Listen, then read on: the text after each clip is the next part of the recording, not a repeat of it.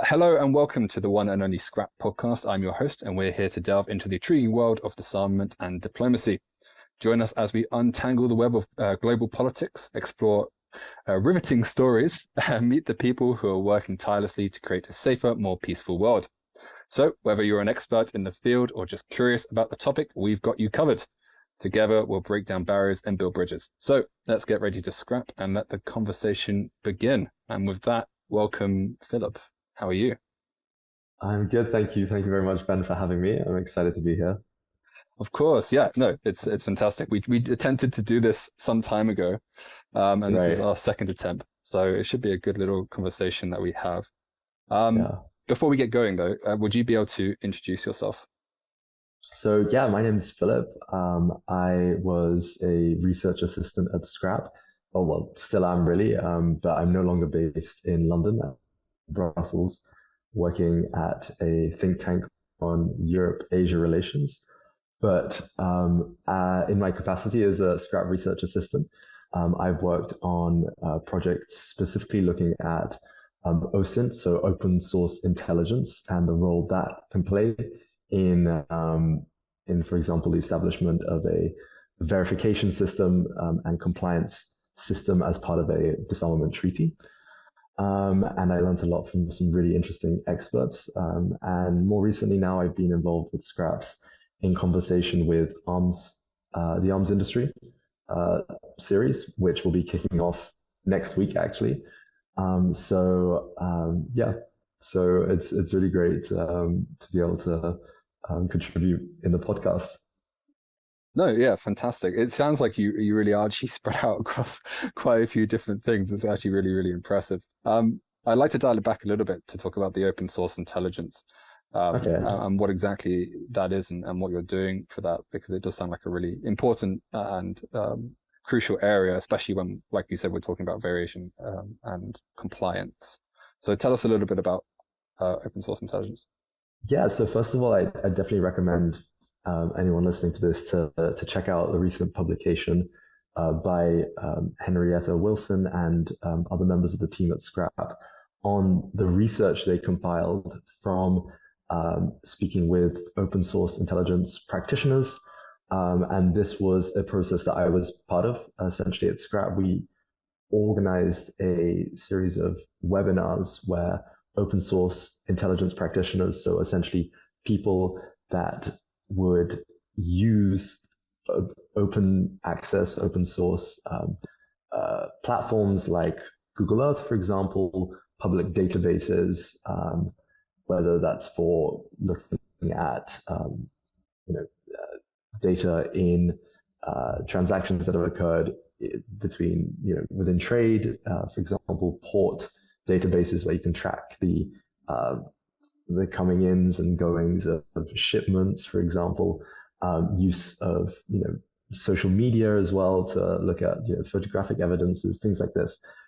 So use researchers that use this information to then put it in a context where they can analyze perhaps the truthfulness behind certain statements, can find the source of activities, and can generally use it to ensure a level of verification, compliance, and accountability.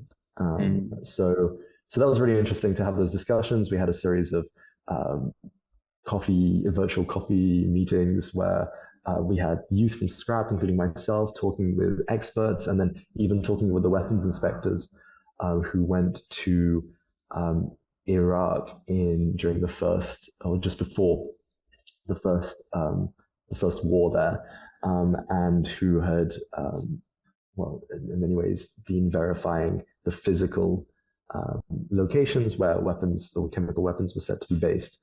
And so it was really exciting bringing everyone together with that. And yeah, a lot of our content is on the Scrap website. So definitely check that out if you're very interested in really how accountability can be ensured Mm. in any kind of arms control treaty in this modern generation that we live in, where, as well as our director Dan Flesh likes to say, you can't really hide anymore. There's no secrets in many ways.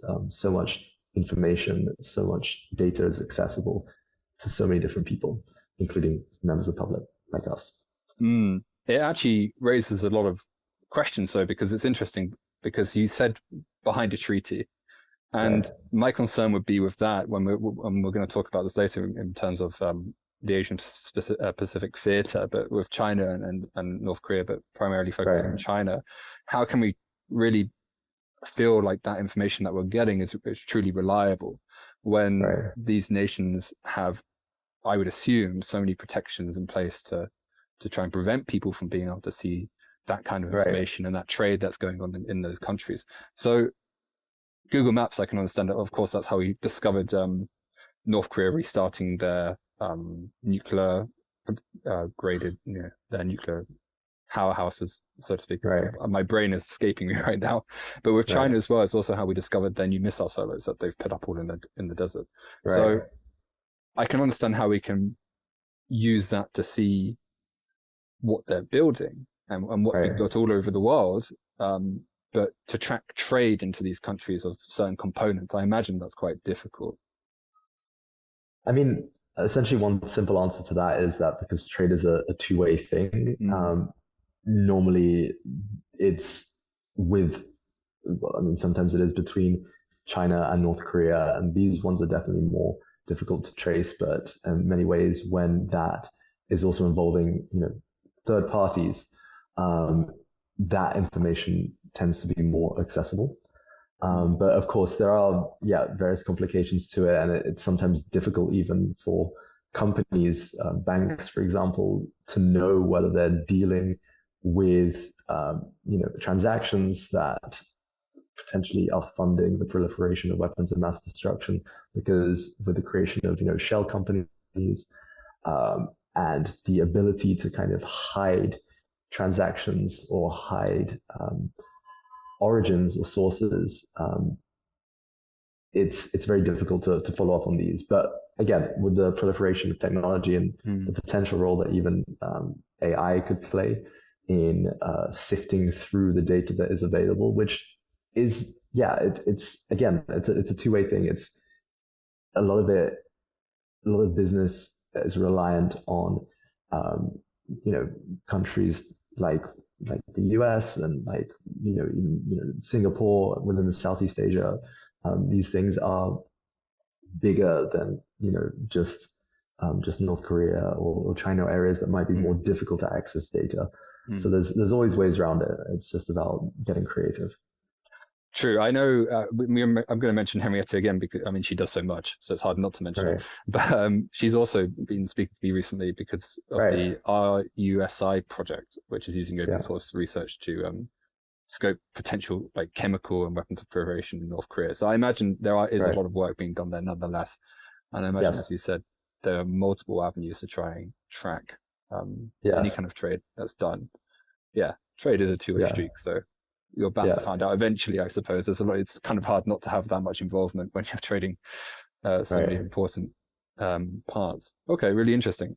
I think another thing, if we're looking about kind of the Asian Pacific theater, and we're yes. looking kind of at China, which I think we're going to focus a bit more on today. Do you think this increase of information and visibility then would play a more positive role in diplomatic practices with China regarding potential, Hmm. treaties and whatnot with arms proliferation? What do you think about that? Yeah, I mean, so what's really interesting is that at the core of, well, US-China tensions really, and then everything that springs off from that Mm, is, I think, a fundamental lack of trust mm, and breakdown in communication and I guess linked to that, transparency. And what's quite interesting though about that is that it's even on the very like high track one diplomatic level. So we're not just talking really? about not being able to access, more niche areas of data, and the difficulty of sovereign control over data and how that's destabilizing or disrupting relations. We're just fundamentally talking about these like clashes of ideals and I guess spheres of influence. and visions of the world order. I mean, my experience here, we get a lot of delegates or representatives from the mission of China to the EU and to other places. And one of the key messages that comes up again and again is the idea of the US hegemony and its role in international relations, and the effects that this has. So there's this clear idea still there that there is there is a fundamental structural issue within the international relations, day-to-day running of the system, that is creating an impasse. And that's scary because if you're dealing with perceptions one side has of the other, then the dialogue becomes very difficult unless gestures, acts of goodwill, steps in the direction of building trust are taken. Otherwise, it just is a downward spiral. So I mean, really, this accessing the open source data is kind of like it would be, in this kind of context, like a treaty that uses, even if it uses this very reliable, well, to even get to that stage where you're creating a disarmament treaty, to be honest, you really need to deal with it at the more structural level. No, absolutely. But it is because this distrust that we're talking about, it's present everywhere. In the United Nations, it's deep seated, and I think one of the reasons there's a lot of issues between these powerhouse nations. Let's look at the veto, for example. I mean, how the veto is abused and how people can just bypass certain rulings and pushings that they don't want to have. And I think it's almost like pocket veto is a term we hear often, where there is a definite divide where we have. China, if we look at the veto members, where we have China and Russia on one side, the United States, France, and England on the other side, and using the veto to block things, block information, block certain things is almost abused to an extent. So with something that's so deep seated and this unwillingness to communicate, and we often hear hostile diplomacy as a phrase used when dealing with America and China and North Korea and America and so on. Do you believe that there is an actual avenue forward? Do you think it comes with time? How can you see this kind of happening? Yeah, I mean, well, so really when you're dealing with international relations, you've got options, and two big ones are the kind of unilateral moves, but also the multilateral moves as well. And then on the unilateral side, there's a host of steps that states can take to build or repair certain relationships, but equally to kind of exacerbate tensions. But then, you've got opportunities by creating spaces where at least conversations can start to happen, difficult conversations can start to happen. You have an opportunity to repair damages, or at least find windows to see where you can get those win-win solutions, get that same pageness. And one thing that Scrap will be, really pushing next year, over the coming, until it really happens. But one thing which is gaining momentum now at Scrap is calling for a special session on disarmament, a fourth special session on disarmament, to be held at the UN. And I mean, special sessions are quite rare. There's only been a handful, I think maybe 25 maximum. I can't remember exactly, but there have been 3 which are focused on disarmament. But I believe the last one was in the late 80s, late 80s. Right. And what's happened is that those kinds of spaces for talking about disarmament have become rather, polarized. At this point, the Conference of Disarmament, the NPT Review Conference, they have become quite dependent in some ways on the politics of the day, and that has you touched upon earlier, the role of the veto, that becomes complicated then, yes, when the politics of the day includes members of the Security Council. But really by using the General Assembly in particular, which is where the special session, what the special session includes, it's about bringing all states to the table and really focusing on, a specific topic or a specific part of disarmament, can create like almost a separate space that's able to, kind of refresh discussions and really look at everyone's core interests, bringing it away from perhaps a few stakeholders to global set of stakeholders. So these kinds of spaces, creating them, ensuring their existence, can be very fruitful for those conversations, and for that trust to be rebuilt. So yeah, that's one way. Well, I think, well, no, I'd agree with you. It's almost necessary to have those conversations because at the moment, if you look at the general news cycle, which doesn't really go into the nitty gritty of why things are happening, but if you do peer into the general news cycle, it's just escalation almost. I mean, we look at countless even over the last month. There's been countless times where there's been clashes in the Taiwanese Strait or in Japan, where there's been warnings of potential tests going on nearby.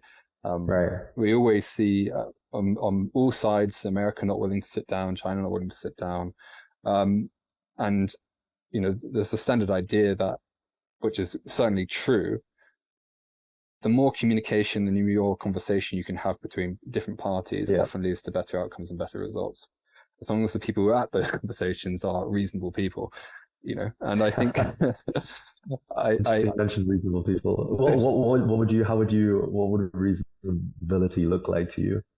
That's a good question. Well, we need. I mean, I can point to Dan as an example of a reasonable person you want sitting down at that table, and other people who are in that space. I think ultimately, leaders who have different, I don't want to say egos to live up to, but I don't know another word, or who have to remain strong and confident in the eyes of the general public, especially when they've sold that general public certain ideas, are going to be less likely to get down to the nitty gritty and have real conversations about why this needs to change. So certainly cutting through the noise is important in that respect.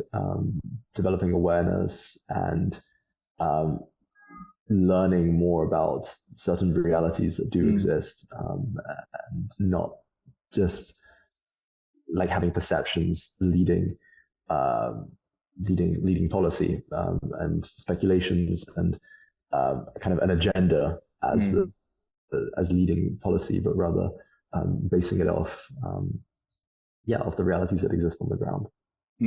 And that's why research, and I suppose there's open source intelligence and setting up a series where people can learn about this, but also encouraging researchers to delve into this and making that a possibility, and having the funding for that is so important, because ultimately, as with all things, when we're looking at science, engineering, or anything, the people who really know the stuff are the people who need to have influence and sway over those kind of discussions and decisions.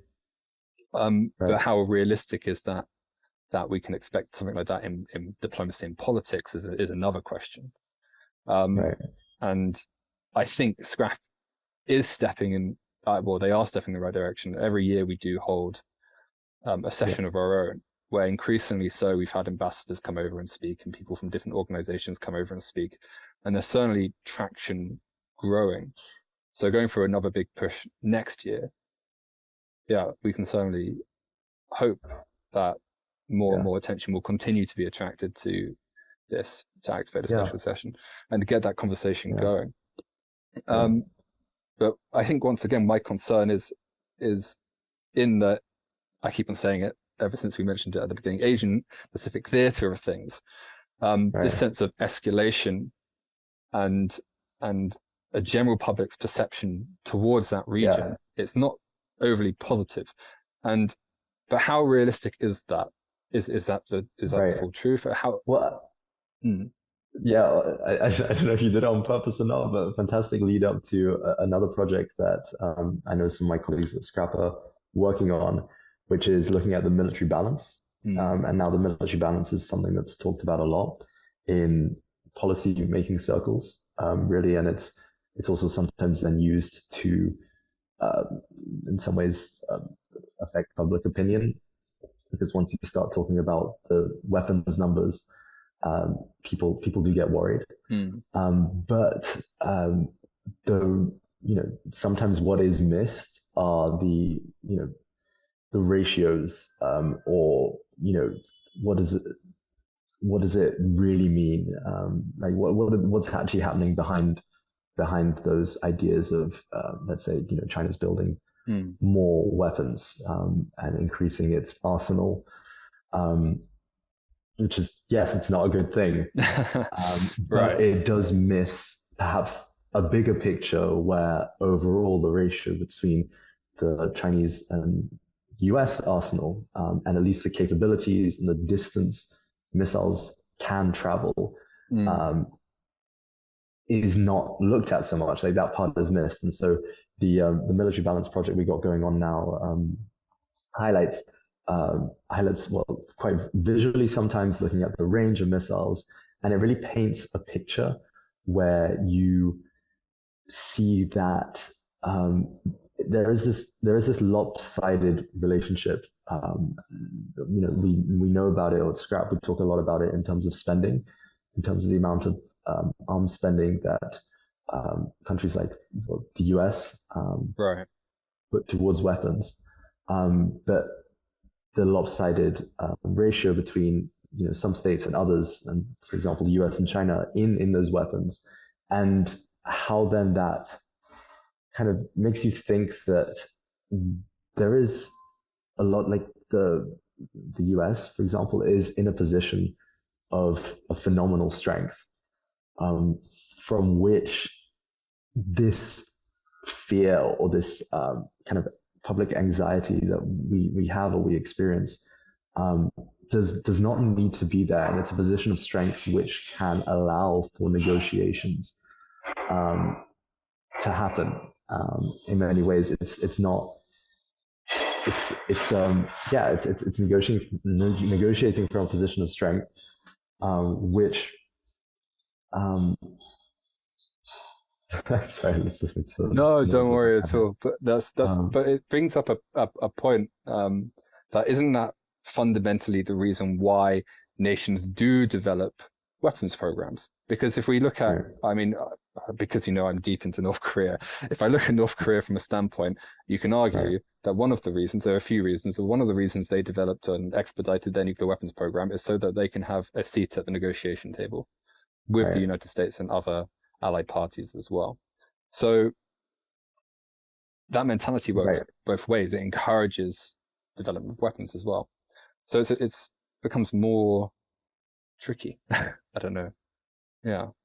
No, I mean, absolutely. So I guess in that sense, you, like, your point is that, when it comes to the kind of the fear that people have towards the Asia Pacific theater and the ideas we have about it, I mean, yeah, in many ways, an argument perhaps can be made that plays into kind of North Korea's favor,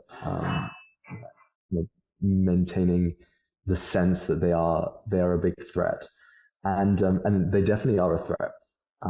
But in many ways, that then can neglect the role that the surrounding states also have in allowing that threat to proliferate. And at the end of the day, no solution, or no good solution, is going to come from retaliatory action to North Korea's threat. That just results in proliferation or more uncertainty. If you're, for example, talking about first strike capacities, or counter-strike capacities, or redeploying nuclear weapons to the Korean Peninsula, what all of this really is doing is increasing the insecurity that North Korea feels, and then increasing the proliferatory actions they take in response to that. And again, that is in many ways the South Korean government and the surrounding Mm. states, in the interest of their own survival and their people's population safety, have a right to respond to that. But what it takes us further and further away from is um, discussions or creating breakthroughs where we can then reduce the risks that this is really creating, which are immense, and then the risks here and the impacts of you know even small scale uses of these weapons, weapons of mass destruction, and then even just the hotspots of conflict, like creating a new conflict in the region, as we've seen, will have a global impact and a very like harmful global impact, which is not in anyone's interest, and which will be like ultimately very like cost, like have a significant cost. And so Absolutely. we need to turn away from this essentially the building up too much fear, and I guess using this as a reasoning, to then bring more like weapons into the game, strengthen the security capacity. Instead, it's important to look at those more creative solutions and different paths. No, I certainly agree. Absolutely. Absolutely. We want the end result to ultimately be some form of peaceful negotiation or agreement without being sucked into the general discourse that's going on surrounding Right, it. So, right. uh, Phil, give me 1 second. Someone is at my door. I'm just going to quickly go grab Yeah, that yeah, and no I'll pick up problem. in a second. So, Yeah, sorry, no sorry. problem. Sorry about that. I am expecting someone, but I think it was the kids. I live on a very family street, so Okay. I think they may be doing. Oh, that's fun. Yeah. Well, outside the front of my house is covered in chalk. They draw all over the pavement, so but it's quite cute. So anyway, Oh, back on track. yeah. So, well, I guess to build up what we were saying, it taps into this deeper issue of a fixation on weapons begets more of a fixation on weapons. So, um, the kind of the attention that like is given towards, let's say, like proliferation, um, in many ways now manifests itself not in a kind of enlarging the debate about it and an international like, solidarity against, let's say, the proliferator, but rather it means that those states that have the capacity to increase their defenses, increase their own security, um, do so, and that then creates a split within the international community in many ways, and is something which, particularly, in I guess the context of the Russian invasion of Ukraine, Mm, is something that like states and the European Union, for example, and I guess to an extent the global North needs to be aware of, mm, mm, that at the end of the day, uh, this kind of way of approaching threats using even just strong, like harder power, or just really bolstering the current um, security measures that are already in place, will only alienate them further. mm. When they don't need to as well. Again, we're talking about this position of negotiating from power. There's so much capacity already there already, that is sometimes glanced over. And one thing you find in diplomacy is that there are always ways to achieve a mutual. Well, I guess again, it depends whether you're from the realist school of thought, perhaps, or not. But Right. there are ways to achieve an outcome, which, and in fact, the only way to achieve an outcome which will be lasting, and successful, is for both sides to be um, supporting of it, for it to be their win, and Right. and this is an approach that should be taken when it comes to arms control and disarmament, and it's something that can be taken. Right. Hmm.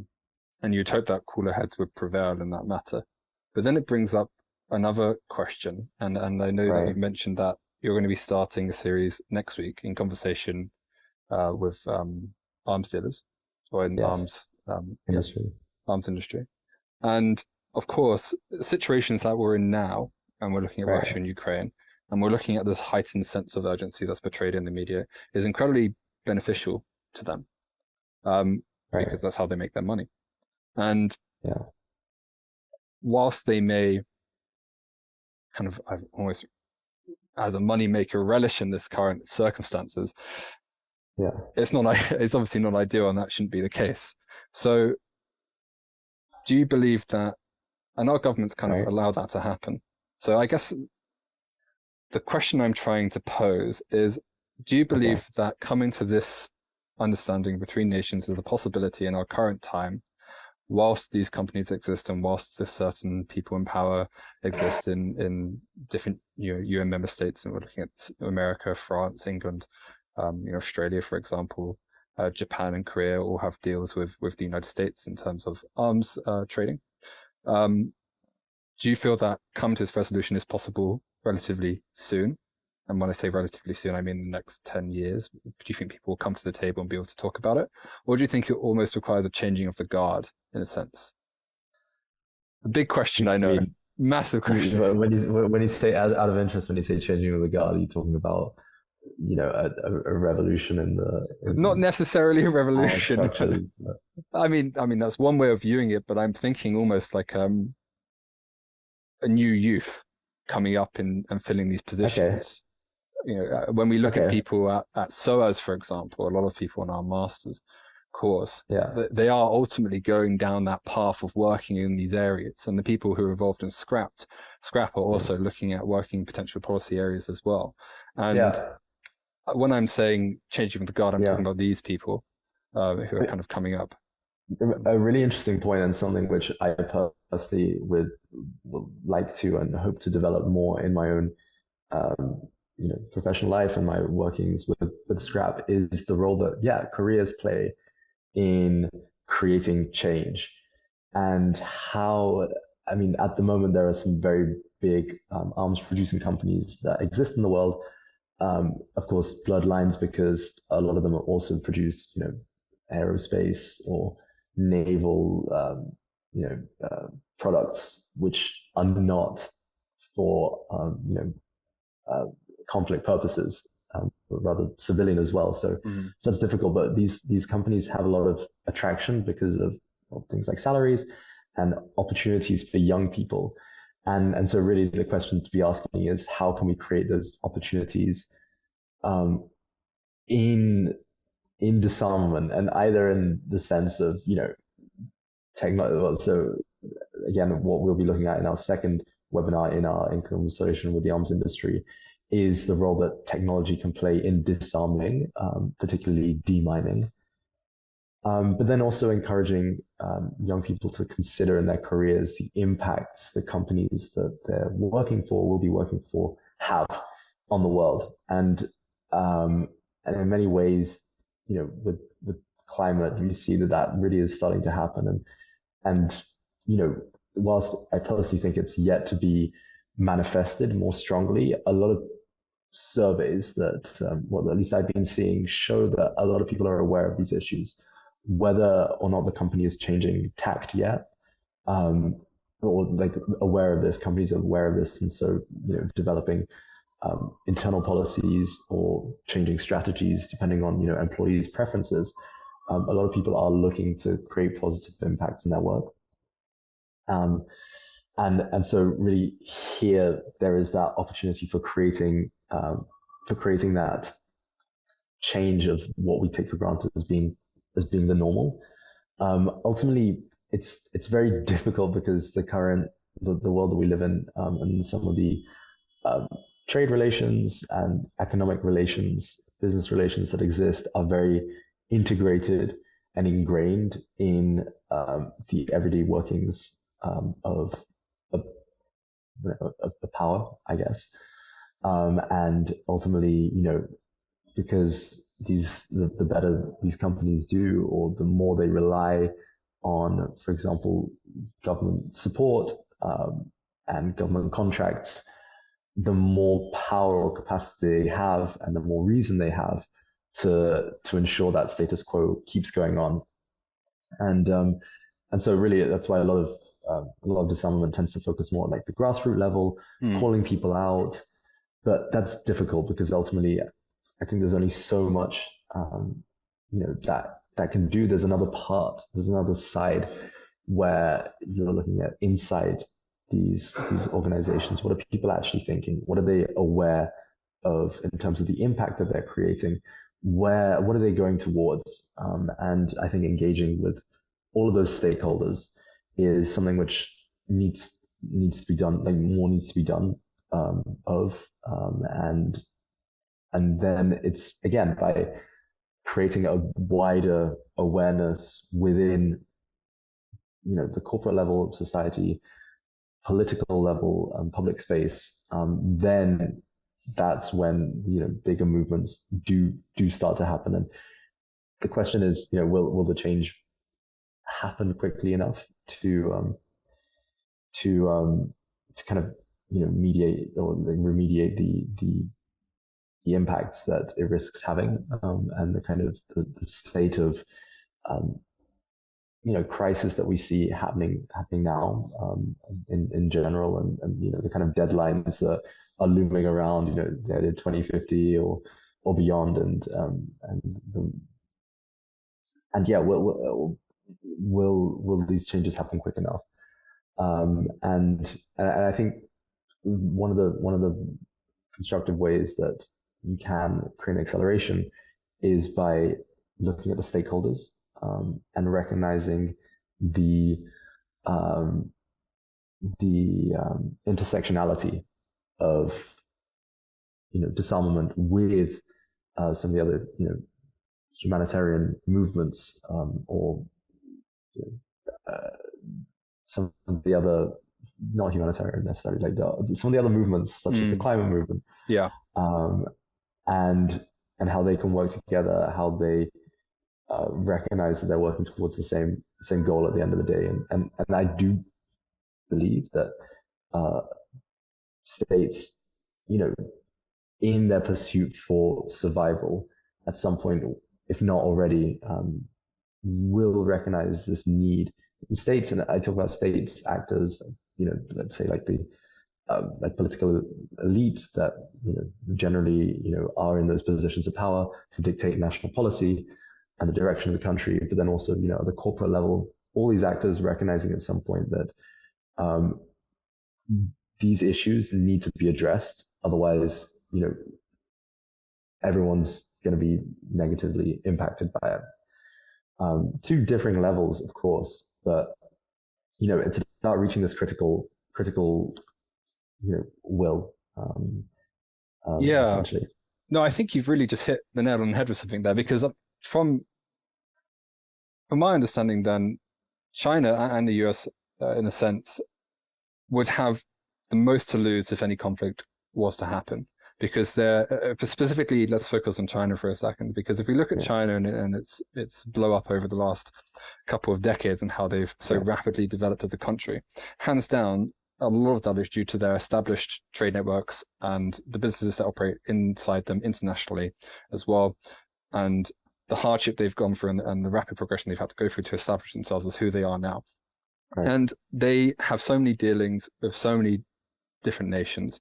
And China, in a sense, is almost oligarchical, because every company in China is almost attached to the CCP. So if there was to be any sort of conflict in that region that would hamper or disrupt their current trade obligations or trade dealings with other countries around the world, it would cripple their economy. And the same can be said for America, whether we like, whether they like to admit it or not, and the same for the UK, whether we like to admit it or not. We rely significantly on that area of the world, and if there was to be any kind of conflict, it would hamper all economies who are involved with any nation that's involved in said conflict. So, if common sense were to prevail, you would hope that people would see this, and establishing some kind of agreement which limits the potential for any outburst or conflict Yeah. in the region, and be that Right. through a treaty like Scraps Proposed Treaty, I would, in the Right. long run, would certainly benefit that nation's growth. And Right. yes, you would see a downturn in terms of the revenues generated through weapons production. But as you said, there's still civilian weaponry, and we're not proposing to cut all weapons production, just to have a Right. limited, reasonable amount. And nor would that really be possible in many No, ways. Is what well, we're talking about. exactly. Like, I mean, but that I think that's the key thing with the disarmament movement in general Mm, is like helping people recognize that it's not just like an idealist, revolutionary concept, which mm, is trying to like fight, you know, this tsunami, or like mm, fight the tsunami with an umbrella, as it were. mm, Um, it, it's it's a way of being in some ways. It's a way of understanding where we can be in terms of international and also human relations. It's understanding that the current approaches and the current dynamics we have with each other, don't have to be the only way we do stuff. It doesn't mm, have to always be, um, um, yeah, about conflict.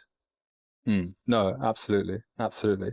I think the mentality that's kind of been left behind since the Cold War, has really lingered for too long, in a sense. Yeah, And I think industries have developed around it, and there's always going to be pushback because no one is very good at right, accepting drastic change. But if there was right, some kind of agreement that came to place, it would in the long term benefit economies because it would allow for better trade, and right, there'd just be a shift out of those industries that don't fit into that new world, so to speak. But that's happened many, right, many times over in the past, and we're right. almost seeing it happen now in a different sector, which is with artificial intelligence. So Yeah, it's, yeah, as I said, you would hope that common sense would prevail in this regard, but yeah, we would have to see. yeah, Interesting, very interesting. So back to scrap and and arms control. yeah. I know we said we'd talk about this recently. Dan's recently published paper on Right, based on the back of ideas that help Ukraine today and the limitations set for missiles and their distance that they can travel. right. Um, quite not necessarily a new idea, but something that I don't think a lot of people think about. Um, if there were limitations, because it coincides with the whole idea of disarmament, which isn't complete disarmament, it's just a limitation on weapons and weapon capabilities to minimize risk. How would you see how could you see this being potentially adopted, or how could you see it help in the grand scheme of things, a reduction in ranges of arms and whatnot? I guess, yeah, and maybe this is like an undercurrent of my thinking, and maybe something I've alluded to before, but really this kind of what is the the final goal that we're working towards really, and do states want to remain in kind of a perpetual state of tension, which again, the idea is that that's just what states do. They want to keep growing until until they're like completely secure. And ultimately, what happens is then you get clashes between two states that are growing the Diocles trap, two states that are trying to ensure their own security. Um, but it really it really doesn't have to be like that. Mm, And in many ways, that is something that can be created and controlled. That kind of narrative is something that is human made. But essentially, to go back to the point about the weapons reduction, it's kind of I guess it takes the logic of conflict sometimes, like to its basics in that mm, sense. This idea that instead of having these weapons that like have, or like, instead of having this like incredibly wide range of damage that can be done, you're really just narrowing it down uh, to the kind of you're narrowing it down to this kind of um, line that it's drawn. You're like, okay, we have a certain capacity to defend our national sovereign interests, which in many ways are one's borders, rather than this need to project power over, a massive, large scale. And and so if you're trying to deal with your immediate security uh, issues, and ultimately there you want this kind of like core defensive um, you know guarantee, and then you've got your short range missiles and stuff like that. But the idea is that you can't really be engaging or solving conflicts with weapons. Like at the end of the day, you're not going to be able to solve violence by stationing weapons all over different parts of the world. I mean, you create a state maybe of temporary shock, perhaps, as or you create you create this crazy situation, which is kind of like the whole deterrence theory, crazy situation where it's kind of like, yeah, we're safe because we're protected by these there's a huge amount of weapons that exist. When actually you really have to ask yourself, like, what is that really safety? And why do we need to be at that stage anyway? I mean, what is it that you as a state are trying to do? And I think going back to something you said, like about the Cold War still having its impacts here, yeah, in many ways, these ideas of pushing oneself beyond one's own borders in security ways it's still prevalent, and is old school, because it's in many ways the world's not big enough for big egos almost. Right. Yeah.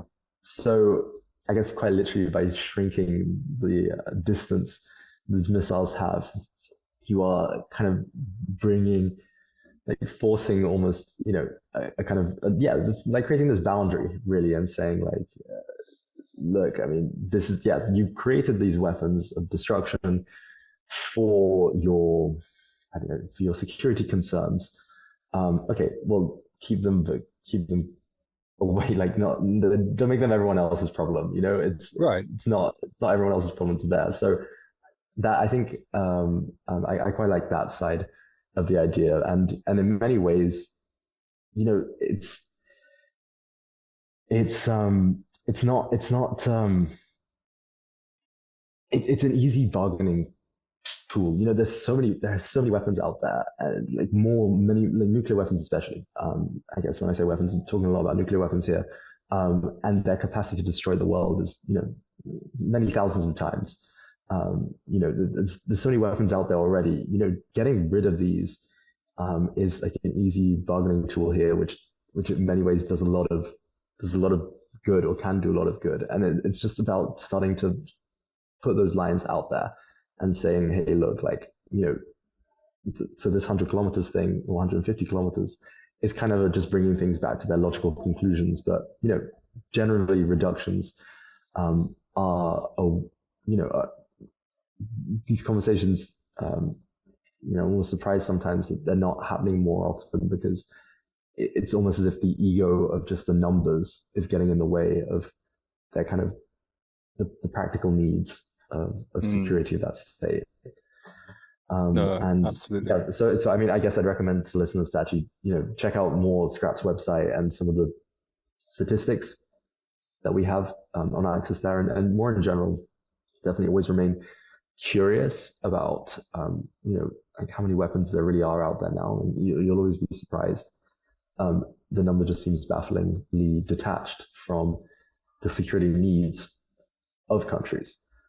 And so this idea of the 100 kilometers, 150 kilometers just brings it down to, um, like if we're talking about like the realities of warfare in many ways, again, like back to Ukraine, like what we're seeing at the moment is not some futuristic cyber warfare, cyborg warfare even, but in many ways, World War II style conflict, Mm, trenches again, um, and this, yeah, there's many ways a demonstration that, well, first of all, these like big nuclear weapon missiles that states have, you know, they they deter to a point, um, and in many ways, like their role is um, not that productive on the battlefield, especially. You're not, if you're taking over a country. I guess I'm just, yeah, speaking like formally here, but if you're trying to mm, take over a country, I mean,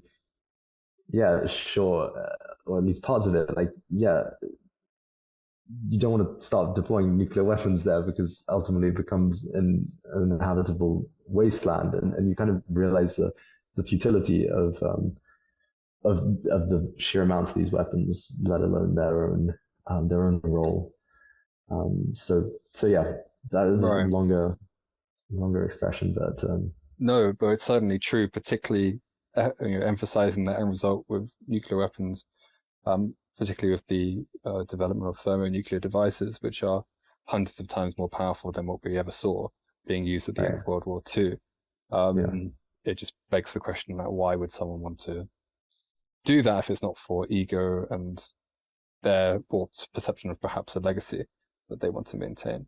And I think right, to put emphasis on the restriction again of range of potential weapons, it also forces people into the position of, oh, you have to deal with this situation now diplomatically, humanly, through yeah, communication instead of threatening to point your long-range weapons at them.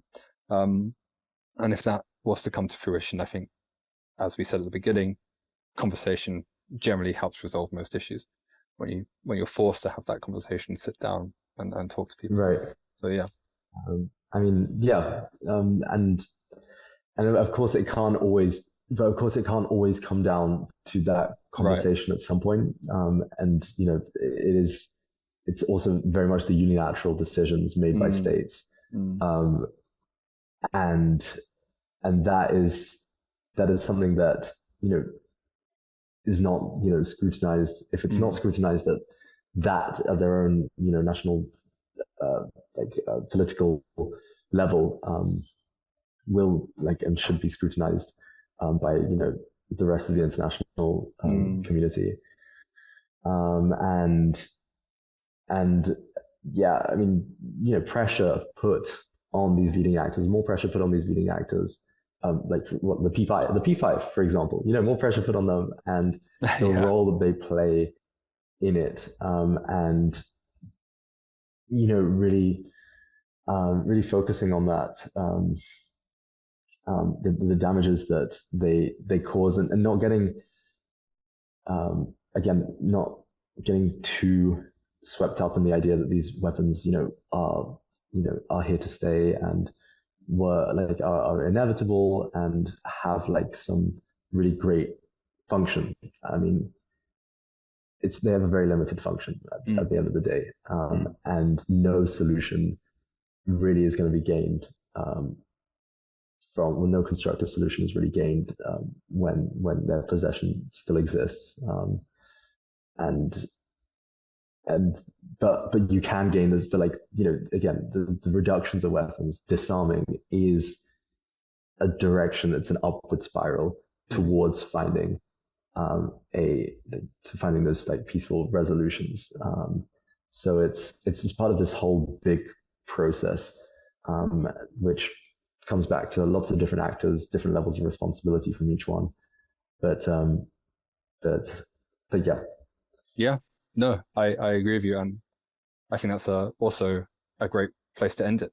Um, because we are running out of time, but also what you've just said really is a great ending kind of statement as well, which kind of hammers home, um, you know, scrap and what we're trying to achieve, right. um, Yeah, no, I mean, and the so thought definitely follow the process. scrap conversation more on the Mm, scrap progress.